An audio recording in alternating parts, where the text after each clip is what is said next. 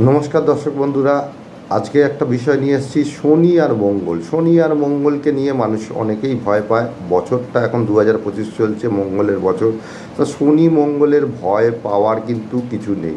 শনি মঙ্গলের মধ্যে দূরত্ব কত, শুভপেক্ষা কত, শুভপেক্ষা যদি থাকে তাহলে কিন্তু ভালো ফল প্রদান করে থাকবে। এই ফল কিন্তু আপনার জীবনে আশীর্বাদ এনে দেবে আপনাকে, বরং ধৈর্যশীল বানাবে। জাতক জীবনে অনেক অগ্রসর হতে পারবে। আর যদি শনি মঙ্গল অশুভ অপেক্ষায় আছে, ধরুন 3-20 ডিগ্রির ভেতর আছে, তা খারাপ অ্যাসপেক্ট আছে, বা শনি মঙ্গলের ওপর 180 ডিগ্রি ডিস্টেন্স অ্যাসপেক্ট আছে, খারাপ অ্যাসপেক্ট, তাহলে কিন্তু জাতক হঠাৎ আঘাত যোগ, উচ্চস্থান থেকে পতনের যোগ, হঠাৎ কাটাছেঁড়া, এগুলো কিন্তু হতে পারে।